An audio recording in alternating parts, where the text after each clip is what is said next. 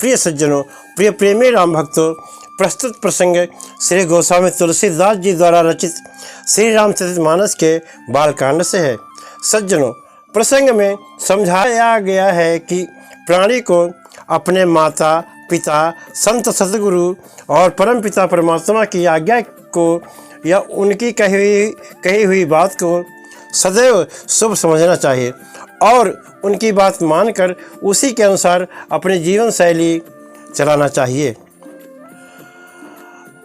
अब बिनती मम सुनो शिवे, जो मोह पर निज नेहु, जय विवाह से लजहि, यह मोहि मांगे देहु। सियावर रामचंद्र पद जय शरणम, जय जय सिया राम शंकर हरि ओम। श्री राम जय राम जय जय राम, श्री राम जय राम जय जय राम, श्री राम जय राम जय जय राम। सज्जनों, श्री रामचंद्र जी ने प्रकट होकर शंकर जी को समझाया और शिव जी से कहा कि हे शिव जी, यदि आप मुझ पर प्रसन्न हैं, यानी आपका प्यार और प्रेम मुझ पर प्रबल है, स्नेह है, तो आप मेरी बात सुनिए, यानी मेरी एक विनती सुनिए। मुझे ये मांगे दीजिए कि आप जाकर पार्वती जी के साथ विवाह कर लीजिए।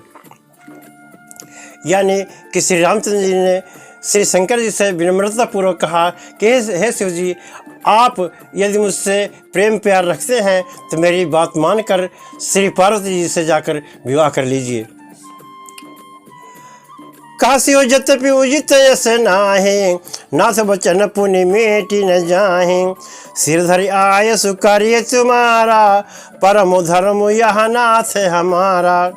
सज्जनों, तब शंकर जी ने कहा कि हे प्रभु, ऐसा उचित नहीं है, परंतु स्वामी यानी आपकी बात मेटी भी, यानी आपकी बात को नकारा भी नहीं जा सकता। हे नाथ, हे स्वामी, मेरा यही परम धर्म है, यानी मेरा ये सबसे बड़ा धर्म है कि मैं आपकी आज्ञा को सिर पर रखकर आपकी आज्ञा का पालन करूं। मात पिता गुरु प्रभु कई बानी, बिनहि विचारी करिय शुभ जानी। तुम सब भांति परम हितकारी, आज्ञा सिर पर नाथ तुम्हारी। सज्जनों, तब शंकर जी ने कहा कि हे स्वामी, माता पिता गुरु और अपने स्वामी यानी अपने प्रभु यानी परमपिता परमात्मा की बात को बिना ही विचारे शुभ समझकर करना चाहिए, मानना चाहिए और उसी के अनुसार अपना जीवन चलाना चाहिए।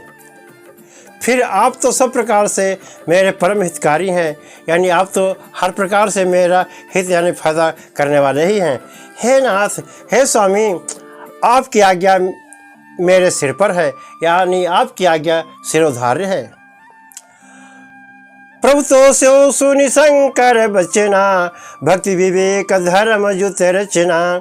का प्रभु हर तुम्हार पन रहयो, अब उर राख्यो जो हम कहयो। हे प्रेमी सज्जनों, शिव जी की भक्ति, ज्ञान और धर्म से युक्त वचन रचना सुनकर प्रभु रामचंद्र जी संतुष्ट हो गए।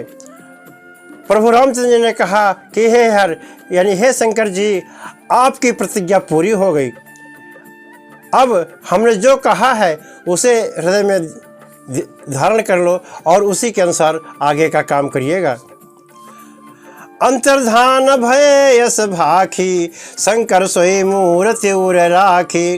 तब ही सप्तऋष शिव पहि आए, बोले प्रभु अति वचन सुहाए। प्रिय सज्जनों, इस प्रकार शंकर जी को रामचंद्र जी ने अपनी बात समझाई और अपनी बात समझाकर रामचंद्र जी अंतर्ध्यान हो गए।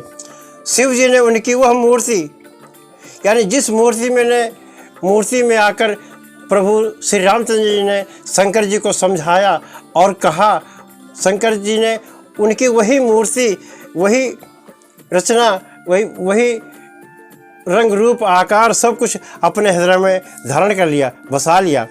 और उसी समय सप्तऋषि शिव जी के पास आए। प्रभु महादेव जी ने उनसे अत्यंत सुहावने वचन कहे। पार्वती पहे जाओ तुम्हें प्रेम परीक्षा ले, गिरि प्रेरि पठयहु भवन दूरी करहु संदेहु सियावर। रामचंद्र पद जय शरणम। जय जय सिया राम शंकर हरि ओम। श्री राम जय जय राम। श्री राम जय जय राम। श्री राम जय राम। प्रिय सज्जनों, जब सप्तऋषि शंकर जी के पास आए तो शंकर जी ने सप्तऋषियों को समझाकर कहा कि आप लोग पार्वती जी के पास जाइए और उनके यानी पार्वती जी की प्रेम परीक्षा लीजिए और राजा हिमांचल को कहकर उन्हें पार्वती जी को लिवा लाने के लिए भेजिए। यानी पार्वती जी के पास उनके प्रेम की परीक्षा लीजिए कि आपका प्रेम प्रबल श्री शंकर जी के प्रति है या नहीं।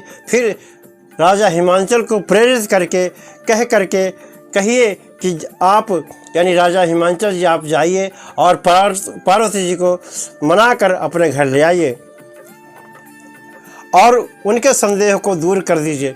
यानी अगर उनके मन में यानी पार्वती जी के मन में या राजा हिमांचल के मन में कोई संदेह हो तो उसे हर प्रकार से दूर करने का कष्ट करिएगा। जय जय श्री राम।